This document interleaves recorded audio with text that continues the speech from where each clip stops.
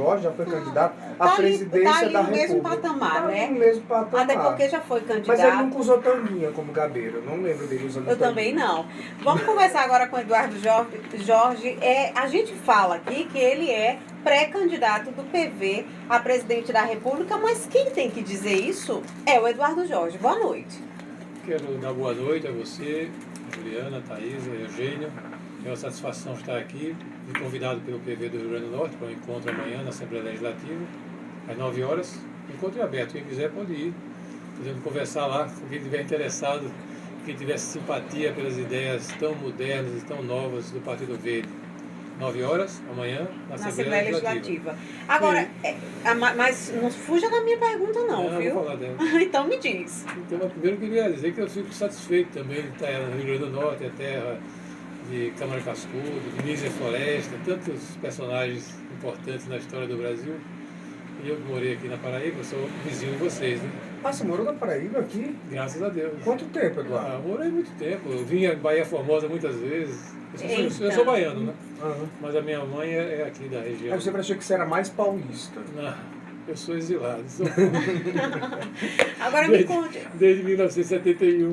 Mas me conte aí o que interessa. Eu sou baiano, mas a minha família é baiana. Estamos esperando a resposta de Juliana. Então, essa questão, veja, eu não sou candidato profissional, é bom dizer, né? Porque uma das coisas mais nocivas e que tem mais prejudicado a política, a reconstrução democrática do Brasil, quando nós saímos da ditadura militar, eu fui deputado constituinte, saímos da ditadura militar, estamos reconstruindo a democracia do Brasil. Um dos problemas mais sérios dessa reconstrução democrática é essa doença do político profissional. O sujeito que entra na política e nunca mais sai. Ele é um dependente da política. Tem dependente de drogas, né? De uso abusivo de drogas. Tem gente que é dependente do poder, da política, o político profissional, que ele vive disso. Eu não sou político profissional, não quero ser. Você foi candidato a presidente uma vez apenas? Fui. Mas isso é uma coisa muito importante que eu quero explicar, que é uma posição minha. Eu aprendi isso nesse período da redemocratização. Eu não sou candidato profissional, não sou político profissional. Eu sou um médico concursado da Secretaria de Saúde de São Paulo há 39 anos, porque eu sou velho, né? Há 39 anos, continuo trabalhando, não me aposentei ainda, né? Então não sou candidato profissional, não sou político profissional. Em 2014, o Partido Verde, que é um partido muito importante no mundo todo, e o Brasil tem que ter, merece ter um Partido Verde também importante, precisava de um candidato. E o nosso candidato, o melhor quadro político ambiental do Brasil é Fernando Gabeira, é o mais preparado, eu acho que ele é o nosso candidato natural e é o meu candidato de novo, se ele quiser agora em 18. Mas ele não queria, em 14. Então o PV disse: Eduardo, você foi secretário de saúde 2 vezes em São Paulo, secretário de meio ambiente 2 vezes em São Paulo, ajude a gente e saia candidato. Eu saí. Eu acho que foi importante porque pude divulgar o programa do PV, que isso é uma coisa muito importante no Brasil, você divulgar o programa. Aliás, o PV, eu acho que é o único partido daqueles que concorreram em 14 que tem um programa de governo, que tem um programa no site do PV Nacional. Quem quiser entrar no site do PV Nacional hoje, lá do lado esquerdo vai estar Viver Bem, Viver Verde. 32 páginas. Fala sobre previdência, sobre educação, sobre saúde, política internacional, energia, reforma política, reforma do Estado. Então, foi uma oportunidade de a gente divulgar um programa. É claro, nós não podíamos concorrer com aquelas 3 máquinas poderosíssimas da Dilma, do Aécio e da Marina. Não podia. Você sabe que até a Marina? Até a Marina é uma máquina poderosa no meio da questão econômica. A máquina ali? do PSB é uma máquina poderosa. Ela não era só Marina, ela era Marina do PSB, exatamente, né? Ela era na vice eleição do Eduardo, passada. que infelizmente teve aquele acidente, é uma pessoa muito preparada, Eduardo, neto do Arraes, faleceu, Marina assumiu. Mas eram 3 máquinas poderosas. Marina foi do PV, né? Marina foi do PT comigo, eu fui do PT também. Pois é, isso que eu ia perguntar. Então, veja, você né? foi, mas só contar a história de 14. Né? Uhum. Então é claro, né, que em 14, essas 3 máquinas poderosas, em torno de Marina, Aécio e Dilma, você não muda isso em 3 meses de campanha.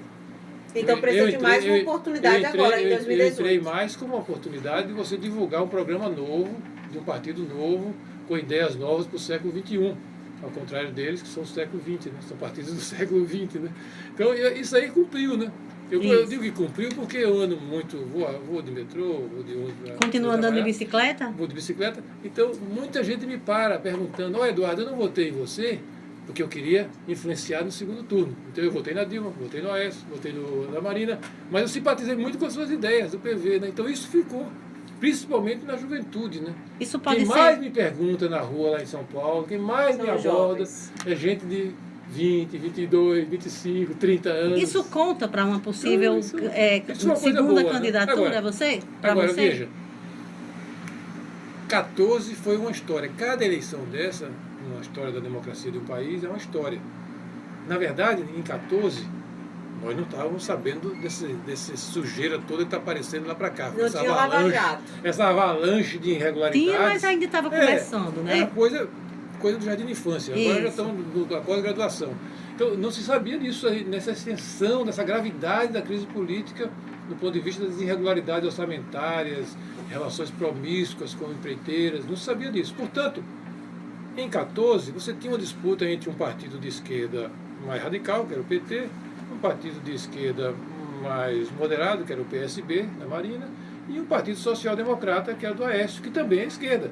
Então, eram disputas de família, quase, da mesma família política socialista, né? Isso. Agora, em 18, com esse debacle do sistema político brasileiro que afetou praticamente todos os partidos, que destruiu partidos, nós vamos ter uma disputa altamente radicalizada. Portanto, um partido como o PV tem que ver qual é o melhor passo a dar. Lançar candidato, fazer alianças. Fazer aliança com quem, né? Porque está meio complicado. Tentar evitar que o brasileiro seja obrigado a escolher entre dois extremos radicalizados, na esquerda e na direita. Então, esse é uma economia política bem diferente, 18 de 14, né? Isso. Agora, a pergunta que eu estava Por isso que eu fazendo... não posso dizer que sou Que se candidato, é se o candidato PV ou me quer não. candidato ou não, Isso. e se é conveniente. Você Se o foi... PV lança candidato, eu faço aliança para, insisto, né, evitar que o brasileiro seja obrigado a ter que escolher entre dois extremos. Dois Isso. extremos. Mas vamos lá para a pergunta. Você foi fundador do PT. Um dos fundadores. né? O que é que ficou? Ficou alguma marca? O que é que ficou do PT? E você tem alguma opinião formada sobre o PT hoje? Eu queria até completar, inclusive Você o PT está em solo potiguar, né? Até essa- pouco tempo Dilma esteve aqui, Essa é uma entrevista Lula para está uma aqui. hora. Posso falar uma hora? Não, eu vou pedir um pouquinho mais de objetividade, Não, Eduardo. Mas é- você consegue. A história do PT. PT merece um bom debate. Eu fui, sim. Aliás, antes do PT, eu já fui do movimento de luta armada de resistência à ditadura. Aqui mesmo, na Paraíba e no Rio Grande do Você Norte. pegou nas armas mesmo? Foi para Mesmo Caixeira? movimento de Dilma Rousseff? Junto com a Dilma? Ela era de outro grupo, ela era da VAR Palmares, eu era do PCBR, que tinha presença forte, aliás, aqui no Rio Grande do Norte também. Então, eu já vinha de uma militância política com 17, 18 anos. Eu sou velho, né? Em 1968, eu estava entrando na Faculdade de Medicina por um lado, e no outro lado entrando no PCBR para lutar contra a ditadura. Portanto, eu já tinha uma experiência política, já tinha uma atuação na periferia de São Paulo muito grande, porque eu era médico de saúde pública, responsável por uma área muito pobre da cidade de São Paulo, tinha um trabalho social muito grande. Então, quando em 78, 79 se começou a pensar no Partido dos Trabalhadores, foi um local natural na minha articulação política. Fui um dos fundadores, desde o comecinho. E Desde o como é que começo. você vê o PT E o hoje? Partido dos Trabalhadores teve um papel muito importante na democracia, nesse período da redemocratização. Os dois partidos mais importantes... Desde as diretas, né? Os dois partidos mais importantes da redemocratização, porque eram os dois partidos que tinham alguma ideologia, algum programa, coisa parecida com o programa de ideologia no Brasil, que é muito raro em partidos, eram o PT e o PSDB. O PMDB tinha uma coisa muito meritória, que foi da resistência à ditadura. Foi uma resistência democrática que nós temos que agradecer sempre ao trabalho que o MDB fez. Mas que depois, na redemocratização, se perdeu e ficou enraizado no clientelismo político mais tradicional. Portanto, os dois partidos mais ideológicos, com esboço de programa, um mais à esquerda, com influência marxista-leninista, e o outro mais social-democrata, ou tentando ser social-democrata, que era o PT e o PSDB. Portanto, isso foi uma coisa importante para a democracia no Brasil. Agora, o problema O que aconteceu com os é que se dois? perderam no caminho.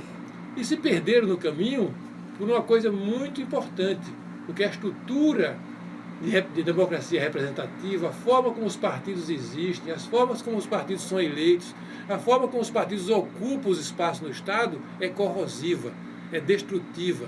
Mesmo o PT, que mais do que um partido era até uma religião, não resistiu ao apodrecimento do contato com esse sistema político brasileiro. A sua opinião Por sobre isso o PT que, por hoje, isso que a reforma Eduardo? política é tão importante para salvar a democracia representativa no Brasil. O PT, então, Isso não pode teve a acontecer com o trajetória. PV, porque muita gente fala assim, Ninguém todo tá salvo, partido claro. que chegar no poder, como o PT, todo mundo esperava, poxa, vai mudar o Brasil, vai vir com outra ideologia e tudo mais. A mesma coisa se Claro, fala do PV, por claro, exemplo. claro que pode. Isso não pode acontecer com Por o isso, PV. por isso que é importante para a democracia no Brasil se fazer uma reforma política onde eleitor e eleito sejam muito mais próximos, onde as cobranças e os contatos sejam muito mais saudáveis do que é hoje. Estão fazendo a Então, reforma ali. a reforma política, junto com a reforma previdenciária, com a reforma trabalhista, as reformas econômicas, a reforma política é a reforma mãe. Se você visitar o nosso programa no site PV Nacional, está lá, Viver Bem, Viver Verde, você vai ver que nós dedicamos 2 capítulos. Capítulo 2, reforma É a política. reforma política. Reforma política. E essa que está aí no e, Congresso? e o capítulo 3 é a reforma do Estado. Porque a gente herdou da ditadura uma estrutura altamente centralizada de Estado. Agora, Altamente Eduardo, clientelista. Eduardo. E o partido que entra lá, seja PT, seja PMDB, Vai ser seja corrompido PSDB, por isso. é levado a se adaptar àquela estrutura. Agora, Eduardo, você falou em reforma. Você falou em reforma. Essa coisa é tão grave que precisa de comparar. Ah. Você pega a Angela Merkel, que é primeira-ministra da Alemanha. Certo. É líder do partido principal, que é o Partido Democrata Cristão da Alemanha, e hoje eu considero a principal líder mundial pelas suas posições, embora seja conservadora, sensatas, tolerantes e humanistas. Ela, quando vai para o governo, o partido lá dela e os aliados nomeiam 200, 300 pessoas, num país que é a Alemanha, que é a 5ª economia do mundo. E aqui no Brasil, o sujeito que vai lá para a presidência arrasta 200 mil. 200 Tem que mil. enxugar. Isso aí não existe. Agora, Eduardo, não existe vamos falar aqui de você possibilidade de não corromper um partido. Você Tem que falou de- acabar com isso. Você tem que acabar com esse parasitismo do Estado sobre a sociedade brasileira. Menos Brasília e mais Brasil. Menos Brasília e mais Caicó. Eduardo. Essa é uma questão importante. Pô, Eduardo, você falou aí em reforma. Hoje a gente ouve aí, lá em Brasília, se falar em mais uma tentativa de reforma aí, mudando essa história do voto distritão, isso informa a distritão eleger, né? misto, criar O que um que você fundo... defende disso Só um aí? minuto, gente, deixa eu terminar aqui. Criar um fundo aí para bancar a campanha, torná-la pública. Em relação a isso tudo, isso é reforma política? Não, o Brasil precisa de uma reforma muito mais profunda, tanto reforma política, no sistema de eleger, no sistema de partidos, como na reforma do Estado também. Eu insisto, né? O Estado hoje é parasitário da sociedade brasileira. E isso vale para uma Câmara de Vereador aqui no interior do Rio Grande do Norte, até para o Congresso Nacional e para o Judiciário. E essa reforma, ela é o quê? Essa Então reforma? temos que ter uma reforma política e reforma do Estado. Essa reforma que você está falando, hoje, na prática, são 2 comissões especiais que estão rolando. Uma comissão especial, que tem como relatora a deputada Sheridan, PSDB de Roraima. Nome de remédio isso. Sheridan, Isso. que trata, é claro, de um monte de coisas, mas as 2 coisas mais importantes dessa primeira comissão, que já votou e vai para o plenário, é a cláusula de barreira e o fim das coligações nas eleições de parlamentares. Positivo ou negativo isso? As 2 coisas eu falo não como PV, eu falo como Brasil. Porque, isso será que vai afetar o PV? Eu quero que afete positivamente o Brasil. E para o Brasil, o fim das coligações, para que os partidos tenham o seu programa julgado e não escondido em coligações que ninguém sabe o que é uma sopa de letrinha que ninguém sabe o que é. Eu quero que o PV, que o PR, que o PSDB, que o DEM apresente o seu programa para vereador, Que eles existam, deputado, na que eles verdade. existem e sejam julgados por isso. Então, o fim das coligações é uma coisa positiva para a democracia no Brasil. E a cláusula de barreira, a cláusula de desempenho, embora pareça que ameaça o PV, porque é um partido pequeno ainda, né? E ameaça mesmo, né? Mas não existe democracia estável no mundo, Alemanha, Inglaterra, Suécia, Holanda, que não tem a cláusula de barreira. A Alemanha tem 6 partidos. A cláusula de barreira lá é 5%. Portanto, essa cláusula de barreira, que é moderada, que está sendo aprovada, é uma coisa positiva e necessária. E a O questão fim do- das coligações também. Isso é uma coisa boa. Não é a reforma geral, como está lá no capítulo 2. Eu convido quem quiser para ver que aquilo ali é reforma de verdade. Mas não estamos tratando disso agora. Distritão. Então, essas 2 coisas que estão no relatório da Sheridan são coisas positivas para o Brasil. O PV vai ter que trabalhar bastante para ultrapassar a cláusula de barreira e não tem problema em aparecer sozinho, porque o programa dele é o melhor que tem. É o melhor que tem. Quanto à outra comissão, é a comissão do Vicente Cândido, que é um deputado do PT de São Paulo. Lá falam-se dezenas de coisas, algumas relevantes e outras não relevantes, mas duas coisas que são altamente prejudiciais. É o tal do distritão e é o tal do fundão para financiar a campanha, metendo a mão no orçamento público em pelo menos 3,6 bi para fazer campanha. Então são duas coisas nocivas, são duas coisas que estão sendo traçadas e costuradas para permitir a sobrevivência desse Congresso, que é o pior Congresso da democracia do Brasil. Independente do valor, você é a favor ou é contra o financiamento público? Eu sou a favor, que está lá na nossa reforma, de um financiamento misto, público e por pessoas privadas, não empresas. Pessoa física. Parênteses. Eu fui o único candidato da esquerda e da direita em 14 que não recebeu dinheiro de nenhuma empresa. E eu podia receber. Não tem perigo de seu nome estar em nenhuma lista aí. Não, porque eu podia receber. Em 14 permitia. Isso. Mas nós mandamos uma carta para o tribunal dizendo que nós não íamos receber e não recebemos. Da extrema esquerda, da extrema direita receberam, eu não recebi. Portanto, isso é tranquilo. Agora, o financiamento da campanha teria que ser misto de público e privado, pessoas físicas, mas com um limite muito estrito.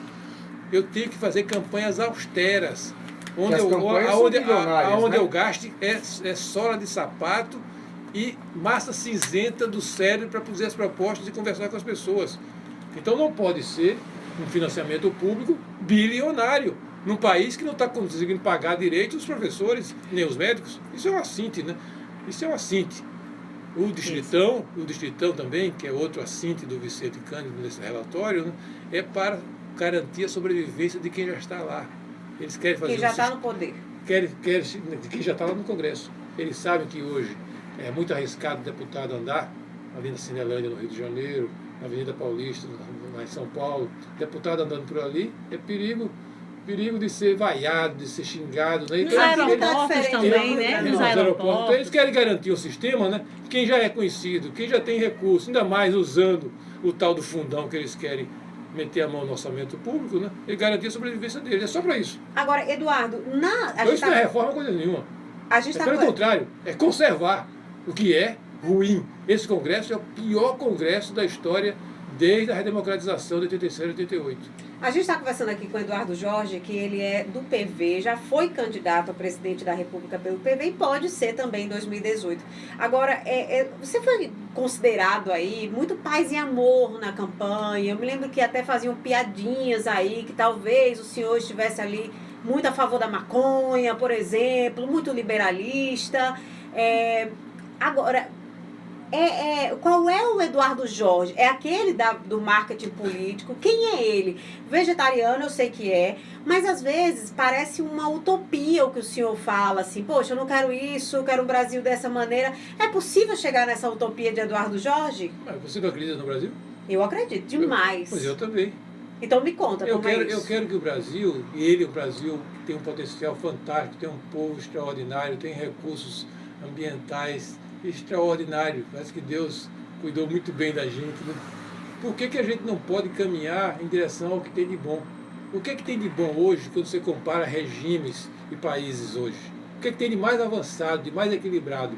São países, por exemplo, como os países escandinavos, a Suécia, a Noruega, a Finlândia.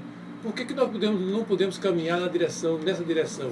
Por que nós temos que ficar mirando em sistemas e regimes e exemplos que não deram certo? Não deram certo. Assim, qual é a minha visão política hoje? Eu que já fui um marxista revolucionário tradicional e defendia a violência revolucionária como única maneira de resolver os problemas. Hoje eu sou... Acalmou-se mais hoje. Eu sou, porque eu aprendi.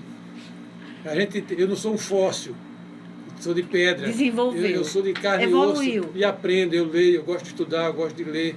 Então eu aprendi. Hoje eu sou realmente uma pessoa pacifista, porque eu sou contra a violência, tanto as guerras, quanto a própria violência revolucionária que diziam na esquerda que era a parteira da história. É parteira de desastres, é parteira de sofrimento, de ditaduras sanguinárias. Portanto, Nossa, que diferença do Bolsonaro. Realmente eu sou pacifista, eu sou mesmo. Agora, quanto à questão política, se você quiser me caracterizar no esquema antigo da Revolução Francesa, esquerda e direita, eu sou um social-democrata verde, Porque a social-democracia, como o marxismo, como o capitalismo, são ideologias, formas de viver do século XIX e do século XX. A forma verde é uma forma nova para o século XXI, por isso está chegando agora. Portanto, eu sou um social-democrata no aspecto econômico e social, porque eu quero conciliar coisas positivas tanto do socialismo como do capitalismo, como na Suécia, como na Noruega, e ao mesmo tempo eu completo e critico a social-democracia porque eu sou verde. O que é que você está fazendo hoje, Eduardo? Você não é deputado, não é mais secretário, você é médico. Você está atuando como médico? Eu trabalho, claro. Sou médico concursado há 39 anos Mas na Secretaria de atuando Saúde. como médico? Eu fui secretário do Meio Ambiente em São Paulo há 8 anos. Isso. Em 2012 acabou, graças a Deus. E aí me devolveram para a Secretaria do Estado de Saúde. Eu sou funcionário lá. E aquela história daquela caixa de minhocas, aquela caixa de minhocas que você guardava dentro da sua sala na secretaria. Aquilo é uma coisa importantíssima. Aqui, até o pessoal do PV reclamou, Eduardo, você não é candidato a vereador, você é candidato a presidente, vai mostrar uma minhocária. Mas é claro, o Partido Verde é um partido revolucionário nesse aspecto, né? Porque ele propõe uma nova forma de viver, uma forma equilibrada, onde a justiça social, a economia e o meio ambiente convivam sem ditadura de um sobre o outro. Isso daí implica você mudar a sua forma de viver, de consumir, a sua forma de você se relacionar com a sua cidade. O Minhocário, por exemplo, né? Quando eu fui secretário do meio ambiente, eu tinha que dar um exemplo em tudo, na bicicleta, em tudo. Então, o minhocário, né, é uma coisa extraordinária. Aliás, aquele minhocário eu comprei em 2005, está funcionando até hoje. As minhocas não param de trabalhar. É um verdadeiro moto perpétuo, né? E elas estão aonde hoje? Não, na minha casa. Na minha casa tem um quintalzinho e elas recebem boa parte do meu lixo orgânico, transformam em humus. O que é que eu faço com o humus? Adubo o jardim. Aduba as outras plantas. Aduba as plantas. Maravilha. Então, e com isso diminui o lixo que vai para o aterro sanitário. É uma coisa extraordinária. Perfeito. Praticamente de Eduardo, graça. você foi deputado constituinte, você mora em São Paulo, então você conhece aí duas realidades, dois nomes que despontam aí de uma forma como representantes de alas radicais dessa política. O pessoal enjoou dessa dicotomia entre PSDB, PT, essa briga toda de dois lados, esquerda, direita, enfim, PMDB de um lado, no meio, sei lá onde que ele fica. Mas as pessoas estão buscando caminhos assim meio radicais, tipo, aparecem figuras como Bolsonaro, agora aparece uma figura como o prefeito de São Paulo, João Dória, né? E aí a gente fica se perguntando o que está acontecendo, que as pessoas estão buscando esses nomes que parecem que soam estranhos, como muito radicais. Quando o povo sofre, quando o povo está em desespero, quando um regime chega a um ponto de ter 14 milhões de brasileiros desempregados, salários não sendo pagos em estados importantes como Rio de Janeiro, Rio Grande do Sul, nesse ambiente de desespero, causado pelo fracasso da gestão Lula-Dilma, nesses 12 anos que ficaram lá, fizeram coisas boas, fizeram coisas importantes, não vamos negar, mas o resultado foi tremendamente negativo, a maior recessão da história moderna, com esse desemprego. Então isso cria um estado de desespero no povo, né? E no desespero você busca às vezes soluções extremas. Esse é o perigo da eleição de 18. O povo está sofrendo muito, as soluções extremadas, elas aparecem nesses momentos. Eu sou uma pessoa, muito hoje, seguindo a orientação de um líder, 600 anos antes de Cristo, do Buda, que fala que o melhor caminho, o mais virtuoso é no caminho do meio. É o caminho mais equilibrado, o que aproveita as experiências de A e de Z e procura sintetizar. Então, mas hoje, infelizmente, realmente, posições extremadas estão colhendo no meio do desespero do povo. Posições extremadas como a do Bolsonaro, posições extremadas do Lula, porque o Lula, hoje, em 18, é muito diferente do Lula de 15 anos atrás. Votar no Lula de 15 anos atrás, 10 anos atrás, era uma coisa. Hoje você vota numa pessoa desesperada. E no seu desespero de se salvar a sua biografia, ele arrasta posições extremadas. Então, esse é o risco da eleição de 18. Assim, aqueles que são amigos da democracia têm uma obrigação muito grande aqui no Brasil, apresentar opções a esses extremos. Um programa que fale ao coração do povo, as dificuldades do povo do Nordeste, do Sul, do centro do país. Então é uma responsabilidade muito grande daqueles que são amigos de verdade da democracia, apresentar um programa capaz de enfrentar esses extremos. Vão ter capacidade de fazer isso? Não sei. E o PV, e se perguntar a mim, se eu puder ajudar em aparecer uma solução, uma opção mais sensata, capaz de unir o Brasil em vez de dividi-lo mais ainda, isso eu farei. Ó, tem muita gente mandando mensagem aqui. Eu quero pedir Mas desculpa acabou às o tempo. pessoas, porque realmente acabou o tempo. São 6 horas e 59 Entrevista minutos. deliciosa. Tem gente perguntando aqui se o senhor ainda é a favor da liberação da maconha. Não dá Tem tempo um monte de não. coisa, Não, não dá não, mais não. tempo, Fica infelizmente. Quer que eu fale sobre isso? Eu falo. Não, mas não dá Sim ou tempo. não? Sim ou não? Não. Sim ou não? Sim ou não? Sim, claro que sim. Pronto. Esse é o maior programa de segurança no Brasil e no mundo. Quem é contra a violência, contra o crime organizado, contra a epidemia de assassinatos que a gente vê no Brasil, 60 mil pessoas morrendo assassinadas por ano, a legalização das drogas é a maior política de segurança que pode haver. Ó, lá vem Michel Temer na hora do Brasil. Os Vamos bandidos embora. monopolizam as drogas. Claro! Ok. Hoje, Thaísa, Thaísa. tchau, Thaísa. Thaísa. Tchau, o Eduardo monopólio do Jorge. mercado está na mão deles. Eduardo. Michel Temer vem Exatamente. atropelando a gente. Juliana, na hora quieta do também. Brasil. Eduardo, obrigado pela entrevista, viu? Obrigado. Obrigada, boa noite. Nem ligo para Michel Temer. Boa noite. Beijo pra todo Elas mundo. A gente falam, volta viu? segunda. Que é isso, gente. Tchau.